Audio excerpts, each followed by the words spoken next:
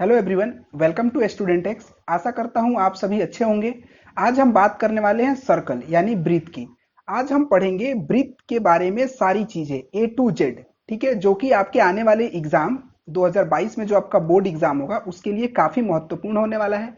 इस वीडियो में हम समझेंगे कि ब्रीथ आखिर होता क्या है, इसकी क्षेत्रफल कैसे निकालते हैं, परिधि ब्रीथ की क्या होती है, चाप क्या होता है, त्रिज्या खंड क्या होता है। इससे पहले अगर आपको ब्रीथ बिल्कुल नहीं आता था तो घबराने की कोई जरूरत नहीं है। इस वीडियो के खत्म होने के बाद आप ब्रीथ के बारे में ए टू जेड आपको सारी चीजें आएंगी अब, ठीक है। तो विदाउट वेस्टिंग टाइम चलिए हम स्टार्ट करते हैं और समझते हैं ब्रीथ के बारे में। उससे पहले अगर एक आप चैनल पे नए हैं तो चैनल को सब्सक्राइब करिए, बेल आइकन दबाइए ताकि जैसे ही वीडियो कोई भी आए आपको तुरंत उसका नोटिफिकेशन मिले, ठीक है। चलिए देखते हैं हम ब्रीथ के बारे में। चलिए तो हम समझते हैं सबसे पहले कि ब्रीथ होता क्या है। सर्कल, ठीक है। तब देखिए ये एक ब्रीथ है। ब्रीथ में ठीक उसके बीच में एक केंद्र बिंदु होता है। इसको हम केंद्र बिंदु इसलिए कहते हैं क्योंकि ये ब्रीथ के ठीक बीच में होता है, ठीक है। अब देखिए सर्कल के लिए ब्रीथ जो होता है, आप सभी के पास साइकिल तो होगी, तो साइकिल जो होता है उसका जो चक्का होता है, उसका पहिया होता है, वो एक ब्रीथ होता है, ठीक है। उसमें बहुत सारे कमानी होते हैं। तो ये जो चक्का होता है ये ब्रीथ होता है। आप लोगों ने अगर गौर किया होगा तो ये गोलाकार होता है, ठीक है। तो यहां से आप अब रिलेट कर पाएंगे। तब देखिए सबसे पहले हम समझते हैं ब्रीथ के बारे में कि ब्रीथ में कौन सी चीजें क्या होती हैं। तो देखिए ये जो मैंने लाइन बनाया, जो ब्रीथ बनाया, इसको हम क्या कहते हैं? इस लाइन को हम कहते हैं परिधि, यानी ब्रीथ की परिधि। ब्रीथ की परिधि जो है, सर्क्यूमफेरेंस जो है, ये लाइन होती है, ठीक है। और इसके ठीक बीच में क्या होता है? केंद्र बिंदु होता है। जैसे अभी मैंने यहाँ पे आपको बताया, ठीक बीच में क्या होता है? केंद्र बिंदु होता है, ठीक है। उसके बाद ये जो ब्रीथ बना हुआ है ये छोटे छोटे डॉट से बना होता है, छोटे छोटे बिंदुओं से बना होता है, ठीक है। ब्रीथ, ये बिंदुएं इतनी नजदीक होती हैं कि आपको दिखाई नहीं देती हैं, लगता है कि ये एक सर्कल जो है एक गोला जैसा है। तो ये क्या है? ये छोटे छोटे बिंदुओं से बना हुआ है। तो किसी भी ब्रीथ पे, ब्रीथ की परिधि पे स्थित दो बिंदुओं को मिलाने वाली रेखा को हम क्या कहते हैं? इसी रेखा को हम कहते हैं जीवा, ठीक है। यहां से आपको क्लियर होगा कि किसी भी, यहाँ पे अनंत बिंदु है, सारे जितने भी यहाँ पे दिख रहे हैं ना, यहाँ पे बिंदु, छोटी छोटी छोटी छोटी बिंदु यहाँ पे इनमें है। तो इन्हीं दो बिंदुओं को मिलाने वाली रेखा को हम क्या कहते हैं? जीवा कहते हैं। अब देखिए अगर यही जो जीवा है ये आगे बढ़ते बढ़ते अगर ये केंद्र बिंदु से होकर गुजरे तो इस जीवा को हम क्या कहेंगे? इसको हम व्यास कहेंगे, ठीक है। यहां तक आपको कोई डाउट? कि जो केंद्र बिंदु से अगर होके अगर कोई भी रेखा गुजरती है और परिधि को टच करती है दोनों तरफ, तो उसको हम क्या कहते हैं? उसको हम व्यास कहते हैं, ठीक है। अब देखिए यहाँ पे एक और सर्कल ले लेता हूं, यहाँ पे बेहतर आपको समझ में आएगा, ठीक है। एक सर्कल ले लिया, यहाँ पे क्या हो गया? यहाँ पे केंद्र बिंदु हो गया, ठीक है। अब इसमें देखिए, इसमें जो केंद्र बिंदु से अगर कोई रेखा परिधि को टच करे तो उसको हम क्या कहेंगे? उसको हम कहेंगे त्रिज्या, ठीक है। अगर परिधि पर स्थित है, दो बिंदुओं को अगर कोई रेखा पूरी तरह से मिलाएगी तो उसको हम क्या कहते थे? उसको जीवा कहते थे। लेकिन अगर वही रेखा जो है वो ब्रीथ के केंद्र बिंदु से होकर गुजरती है तो उसको हम क्या कहते हैं? तो व्यास कहते हैं। यानी कि यहां से आपको क्लियर हो रहा होगा कि अगर केंद्र बिंदु से अगर कहीं भी मिले, ठीक है। चलिए अगले स्लाइड में यहाँ पे देखिए, ये जो ब्रीथ अगर ऐसा है, यहाँ पे केंद्र बिंदु है, तो अगर केंद्र बिंदु जो है यहां से अगर कोई भी रेखा अगर परिधि को टच करेगी, ये हमारा क्या होता था? परिधि। तो अगर कोई भी रेखा परिधि को टच करेगी तो इसको हम क्या कहेंगे? त्रिज्या कहेंगे। अगर यहां भी टच करे तो इसको भी हम क्या कह सकते हैं? त्रिज्या कहेंगे। और देखिए त्रिज्या को हम छोटी आर से डिनोट करते हैं, ठीक है। तो यहाँ पे अगर यहाँ भी टच कर रही है तो ये भी क्या हो जाएगी? ये भी त्रिज्या हो जाएगी। यहाँ भी टच कर रही है तो ये भी क्या हो जाएगी? त्रिज्या हो जाएगी, ठीक है। समझ में आ रहा है आपको? अब व्यास जो है ये क्या होता है? व्यास बराबर हो जाता है दो त्रिज्या यानी 2r। कैसे? तो देखिए ये जो सर्कल है आपका, यहाँ केंद्र बिंदु से यहां अगर टच करेगी तो ये क्या हो जाएगा? त्रिज्या। और अगर इधर इसी के समानांतर अगर यहाँ पे टच करे तो ये भी तो त्रिज्या होगी ना। तो व्यास क्या होता था? व्यास होता था वो रेखा जो दो बिंदुओं, जो परिधि पर स्थित दो बिंदुओं को मिलाए, उसको हम क्या कहते थे? व्यास कहते थे। तो ये व्यास क्या कर रही है, यानी कि एक त्रिज्या, ठीक है, यानी दो त्रिज्या है, तो व्यास बराबर यहां निकल के आ जाता है कि व्यास बराबर होता है दो त्रिज्या, यानी कि अगर त्रिज्या आपका 5 होगा तो व्यास क्या हो जाएगा, 10 हो जाएगा। त्रिज्या से हमेशा 2 गुना क्या होता है, व्यास होता है। यहां तक आपको डाउट कोई? आई होप कि यहां तक आपको सारी चीजें क्लियर हो गई। अब हमने क्या समझ लिया, हमने समझ लिया कि परिधि किसे कहते हैं हम, परिधि क्या होता है फिर से बताइए। देखिए जो भी ये लाइन है जिससे सर्कल बना होता है इसको हम क्या कहते हैं, परिधि कहते हैं, ठीक है। उसके बाद हमने क्या समझा, उसके बाद हमने समझा कि त्रिज्या कौन सी होती है, जो भी केंद्र बिंदु से जो एक रेखा परिधि को टच करती है उसको हम क्या कहते हैं, उसको हम त्रिज्या कहते हैं, ठीक है। उसके बाद हमने क्या समझा, उसके बाद हमने सीखा कि हम व्यास किसे कहते हैं। तो व्यास किसे कहते हैं, जो भी रेखा परिधि पर स्थित दो बिंदुओं को केंद्र बिंदु से होकर गुजरे उसको हम क्या कहते हैं, उसको हम व्यास कहते हैं। तो यहां से हमने क्या सीख लिया, हमने 3 चीजें सीख ली कि व्यास किसे कहते हैं, त्रिज्या किसे कहते हैं, परिधि किसे कहते हैं। और एक और पॉइंट हमने सीखा यहां से कि अगर वृत्त की परिधि पर स्थित दो बिंदु अगर को मिलाने वाली रेखा को हम क्या कहते हैं, इसको हम कहते हैं जीवा। तो चलिए अब हम यहाँ पे समझते हैं, ये हमने समझ लिया कि वृत्त की परिधि किसे कहते हैं, त्रिज्या किसे कहते हैं, व्यास किसे कहते हैं। अब इनका हम देखते हैं फॉर्मूला, सूत्र क्या होता है इन सब का, ठीक है। तो सबसे पहले मैं यहाँ पे आपको एक बना लेता हूं वृत्त, ठीक है। वृत्त में ये क्या हो गया आपका, ये हो गया केंद्र बिंदु, ठीक है, जिसको मैं डिनोट कर देता हूं ओ से। ये क्या हो गया आपका, त्रिज्या हो गया आर, ठीक है। अब चलिए अगर आपसे पूछे कि वृत्त की परिधि क्या होती है, तो देखिए वृत्त की परिधि बराबर होता है 2 पाई आर, ठीक है। वृत्त की परिधि क्या होती है, ये अगर पूछ दे आपसे फॉर्मूला कि वृत्त की परिधि निकालें तो वृत्त की परिधि का फॉर्मूला क्या होता है, 2 पाई आर। उसके बाद अगर आपसे पूछे कि वृत्त का क्षेत्रफल क्या होता है, तो देखिए वृत्त का क्षेत्रफल यानी कि पूरा, जो भी ये पूरा दिया गया है ये क्षेत्रफल होता है, ठीक है। तो वृत्त का अगर आपसे क्षेत्रफल पूछ दे तो वृत्त का क्षेत्रफल होता है पाई आर स्क्वायर। आर मैंने बताया था, आर क्या होता है, आर त्रिज्या होता है। त्रिज्या को हम क्या कहते हैं, आर से हम डिनोट करते हैं, ठीक है। यहां तक कोई डाउट? उसके बाद वृत्त का मैंने परिधि आपको बता दिया, वृत्त का क्षेत्रफल हो गया। अब आपसे पूछ ले कि वृत्त का व्यास, तो वृत्त का अगर आपसे व्यास पूछ लिया तो वृत्त का व्यास क्या होता है, 2 गुणे त्रिज्या, यानी कि व्यास क्या होता है, त्रिज्या का डबल होता है। मैंने यही बताया था ना, ये त्रिज्या हो गई और अगर इधर भी त्रिज्या आ जाएगी तो ये क्या हो जाएगा, व्यास हो जाएगा, यानी वृत्त का ये डबल हो जाता है। अगर आपसे वृत्त का व्यास पूछ दे तो त्रिज्या निकालना है, त्रिज्या निकाल के उसको डबल कर देना है, तो आपसे निकल के आ जाएगा यहां से व्यास। समझ गए, कोई डाउट? तो अब चलिए, अब यहां से हमने समझ लिया वृत्त की परिधि, वृत्त की क्षेत्रफल और वृत्त का व्यास। अब हम इस पे कुछ क्वेश्चन देखेंगे, उसके बाद जो है आगे चलेंगे, हम बात करने वाले हैं त्रिज्या खंड की, चाप की, ठीक है। तो चलिए आइए करते हैं पहले क्वेश्चन। चलिए सबसे पहला क्वेश्चन एक दिया गया है कि एक वृत्त की त्रिज्या 7 सेंटीमीटर है, तो वृत्त का क्षेत्रफल क्या होगा। तो देखिए पहले मैं यहाँ पे आपको समझाने के लिए ये चित्र बना रहा हूं, नहीं तो बनाने की कोई जरूरत नहीं थी। ये बन गया वृत्त, ये क्या हो गया, ये हो गया आपका केंद्र बिंदु, और यहां से जो लाइन टच करेगी, अब देखिए केंद्र बिंदु से जो लाइन परिधि को टच करती है इसी को तो हम त्रिज्या कहते हैं ना। तो त्रिज्या हमको पता चल गया, त्रिज्या कितना दिया हुआ है, त्रिज्या दिया हुआ है 7 मीटर। और हमसे पूछा क्या गया है, पूछा गया है वृत्त का क्षेत्रफल।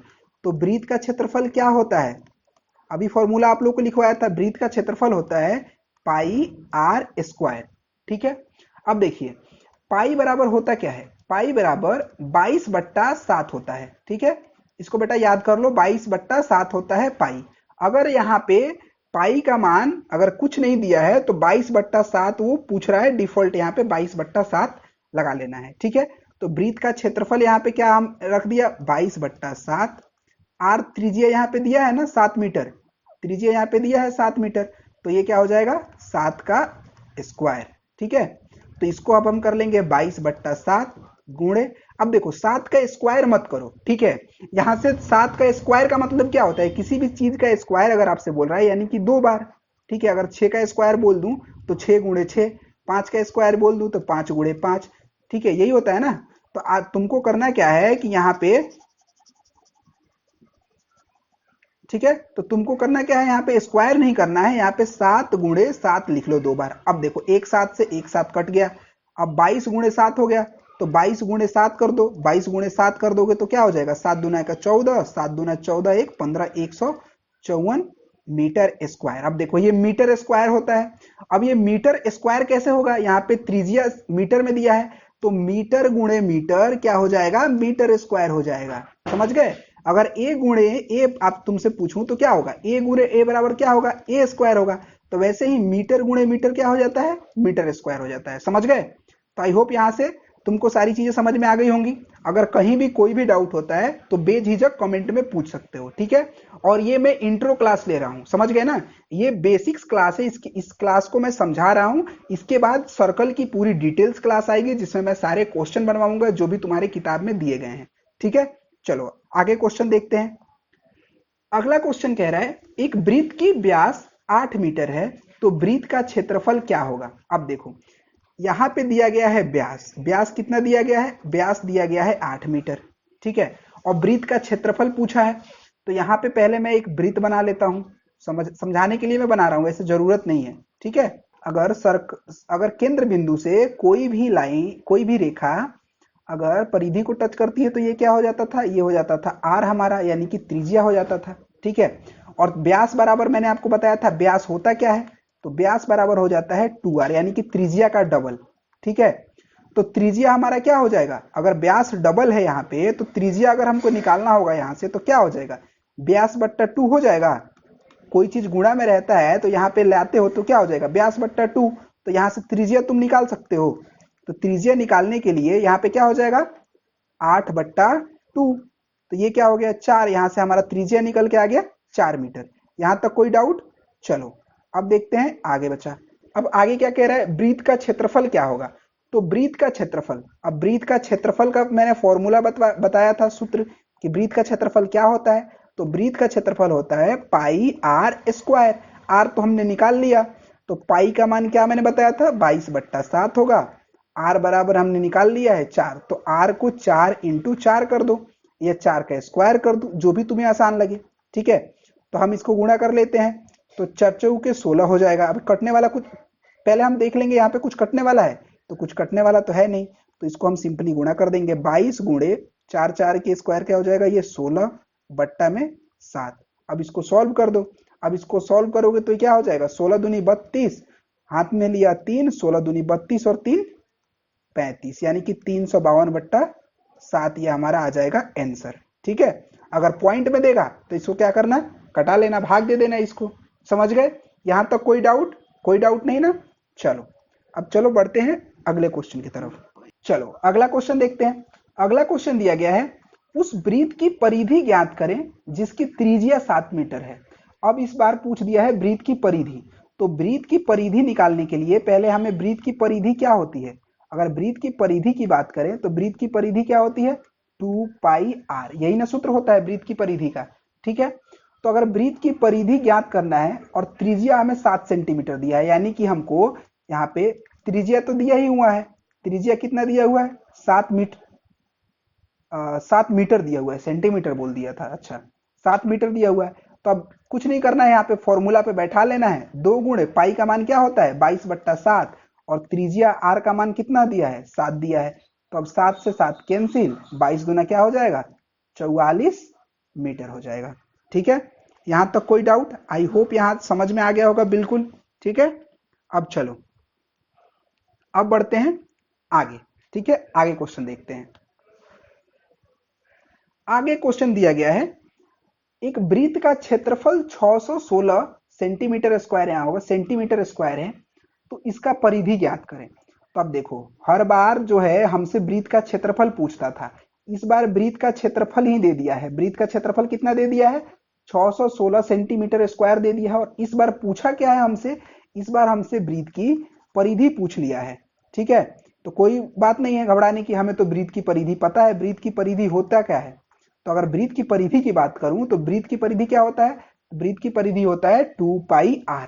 तो वृत्त की परिधि निकालने के लिए हमको आवश्यकता किस चीज की है, आर, यानी कि त्रिज्या हमें पहले पता होना चाहिए। त्रिज्या तो क्वेश्चन में दिया ही नहीं है, अब क्या करें भाई। तो देखो वृत्त का क्षेत्रफल तो दिया है ना हमें, त्रिज्या तो वृत्त के क्षेत्रफल से भी निकाल लेंगे। अब पूछोगे कैसे निकाल लेंगे सर, तो देखो वृत्त का क्षेत्रफल हम कैसे निकाल लेंगे। यहाँ पे वृत्त का क्षेत्रफल का सूत्र होता क्या है, तो वृत्त का क्षेत्रफल होता है pi R square. Pi R square होता है ना, तो पाई आर स्क्वायर बराबर दिया है 616 सेंटीमीटर स्क्वायर दिया है ना।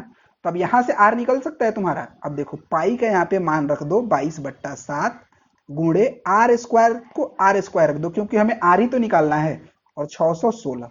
ठीक है, अब ये यहाँ पे कुछ नहीं करना है, सिंपल इसको अब क्या करना है, कैलकुलेशन कर देना है, काट देना है। ठीक है, अब देखो इसको कैसे आसानी से तुम इसको कैलकुलेट करोगे। अब देखो 11 से अगर काटोगे इसको तो क्या हो जाएगा, 11 दूनी 22, ये हो जाएगा 11 पचे 55, 11 छक 66। ठीक है, अब ये 2 से कट जाएगा, फिर तो 2 दूना का 4, 2 अठे 16। ठीक है, अब आर स्क्वायर बराबर ये क्या हो जाएगा, 28 गुणे 7। यहाँ पे तिरछा तिरछी मैंने गुणा कर दिया।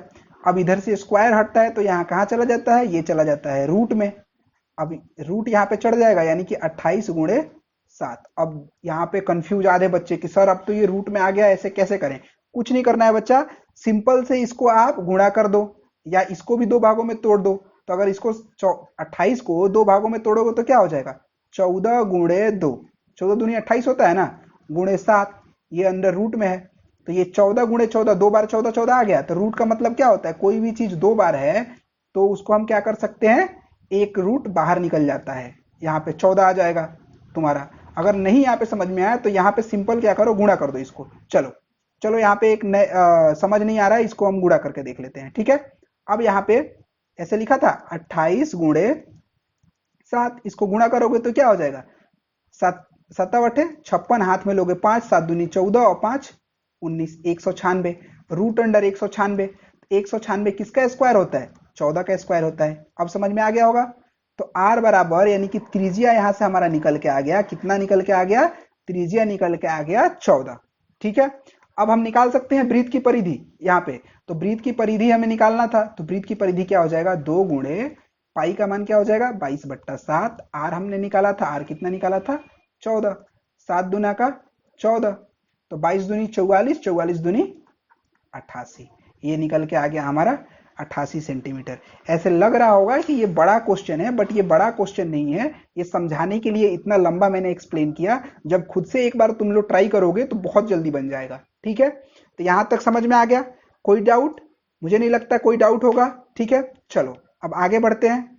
चलो अब हम समझते हैं कि वृत्त खंड क्या होता है, त्रिज्या खंड क्या होता है, जीवा क्या, जीवा तो हमने समझ लिया। अब समझेंगे चाप क्या होता है। ठीक है, तो चलो ये मैंने बना लिया एक सर्कल।